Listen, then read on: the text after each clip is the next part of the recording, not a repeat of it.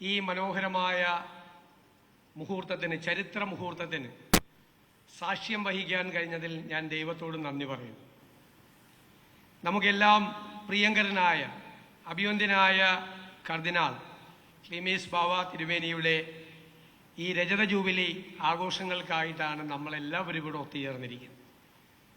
ഞാൻ സത്യത്തിൽ മുഖ്യമന്ത്രിയായിട്ടല്ല ഇവിടെ നിൽക്കുന്നത്, അഭിവന്ദ്യ തിരുമേനിയുടെ ഒരു കൂടപ്പിറപ്പായിട്ടാണ്.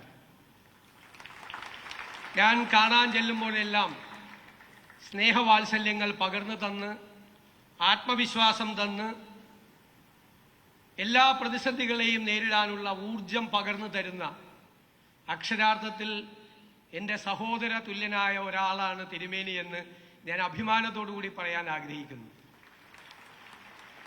പരിചയപ്പെട്ടവർക്ക് എല്ലാവർക്കും അദ്ദേഹം അങ്ങനെ തന്നെയാണ്. മലങ്കര കാത്തോലിക സഭയുടെ കഷ്ടകാലത്തിൽ നിന്ന് അതിനെ കൈപിടിച്ചുയർത്തിയ മാർ ഇവാനിയോസ് തിരുമേനിയുടെ പിൻഗാമിയായി വന്ന് അദ്ദേഹം എല്ലായിടത്തും വെളിച്ചം പ്രകാശിപ്പിച്ചുകൊണ്ടിരിക്കുകയാണ്. സഭയിൽ ആധ്യാത്മിക രംഗത്ത്, പൊതുരംഗത്ത് അദ്ദേഹം ഇടപെടുന്ന സ്ഥലങ്ങളിലെല്ലാം എല്ലായിടത്തും അദ്ദേഹത്തിൻ്റെ പരിണിതപ്രജ്ഞമായ പ്രവൃത്തി കൊണ്ടും വാക്കുകൾ കൊണ്ടും അദ്ദേഹത്തിൻ്റെ ഇടപെടലുകൾ സൗഹൃദത്തിലേക്കും സ്നേഹത്തിലേക്കും ഏത് വിദ്വേഷം നിറഞ്ഞ അന്തരീക്ഷത്തിലേക്കും കൊണ്ടുപോകും.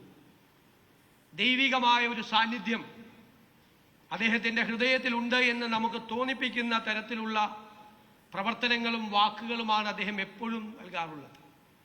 ഞാൻ അദ്ദേഹത്തെക്കുറിച്ച് ഓർക്കുമ്പോഴെല്ലാം എനിക്ക് മനസ്സിൽ പെട്ടെന്ന് തോന്നിയത് യെശയ്യാ പ്രവചനം 60-ാം അധ്യായമാണ്.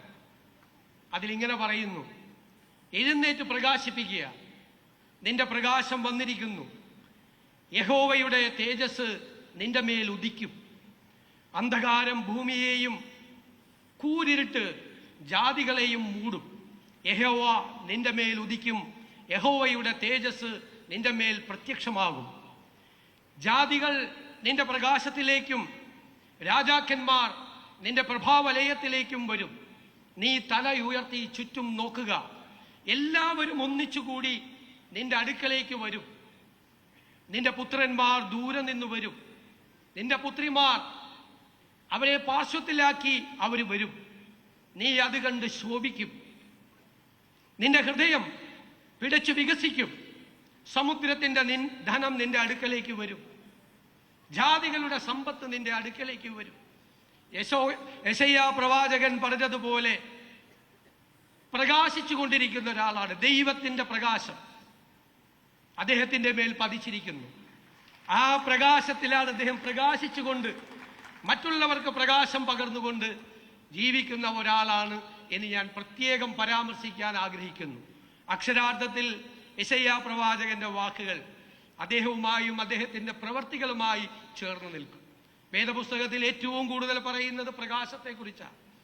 ആ പ്രകാശമാണ് കൂരിരുട്ട് മാറ്റി, അന്ധകാരം മാറ്റി, അജ്ഞാനം മാറ്റി വെളിച്ചവും ജ്ഞാനവും കൊണ്ടുവരുന്നത്. ആ കൂരിരുട്ട് മാറ്റാൻ, അന്ധകാരം മാറ്റാൻ, അജ്ഞാനത്തിൻ്റെ ആ വഴികളിൽ നിന്ന് ജ്ഞാനത്തിൻ്റെ വഴികളിലേക്ക് മനുഷ്യനെ നയിക്കാനുള്ള വലിയ ദൗത്യവുമായിട്ടാണ് അദ്ദേഹത്തിൻ്റെ യാത്ര. നമുക്കറിയാം, പൗലോസ് അപ്പോസ്തലൻ തിമോഥെയോസിന് എഴുതിയ ലേഖനത്തിൽ സഭാധ്യക്ഷൻ എങ്ങനെയായിരിക്കണമെന്ന് പറയുന്നുണ്ട്. വിശ്വാസത്തിൻ്റെ മർമ്മം ശുദ്ധ മനസാക്ഷിയിൽ വെച്ചുകൊണ്ടുള്ളവൻ ആയിരിക്കണമെന്നാണ്. ആ വിശ്വാസത്തിൻ്റെ മർമ്മവും യഥാർത്ഥത്തിലുള്ള ആ മനസാക്ഷിയുടെ ധർമ്മവും ഒരുപോലെ ചെയ്യുന്ന ഒരാളാണ് ക്ലീമീസ് ബാവ എന്ന് പറയാതിരിക്കാൻ വയ്യ. അദ്ദേഹത്തിന് ഇനിയും ഒരുപാട് ദൗത്യങ്ങളുണ്ട്. അത് ആത്മീയ മണ്ഡലത്തിലുണ്ട്, സഭയുടെ നേതൃസ്ഥാനത്ത് ഇരുന്നു കൊണ്ടുണ്ട്. ഈ കേരളത്തിൻ്റെ പൊതുരംഗത്ത് ഈ സാമൂഹ്യ സാമ്പത്തിക മാറ്റത്തിനായുള്ള നമ്മുടെ എല്ലാവരുടെയും പ്രയത്നങ്ങളുടെ പുറകിൽ അദ്ദേഹത്തിൻ്റെ സ്നേഹവും വാത്സല്യവും തലോടലും ഉണ്ടാകും എന്നെനിക്ക് പൂർണ്ണമായി ഉറപ്പുണ്ട്. സർക്കാർ പ്രതിജ്ഞാബദ്ധമായ വഴികളിലൂടെ നീങ്ങുമ്പോൾ അദ്ദേഹത്തിൻ്റെ അനുഗ്രഹം ഉണ്ടാകണം എന്ന് ഞാൻ അഭ്യർത്ഥിക്കുന്നു.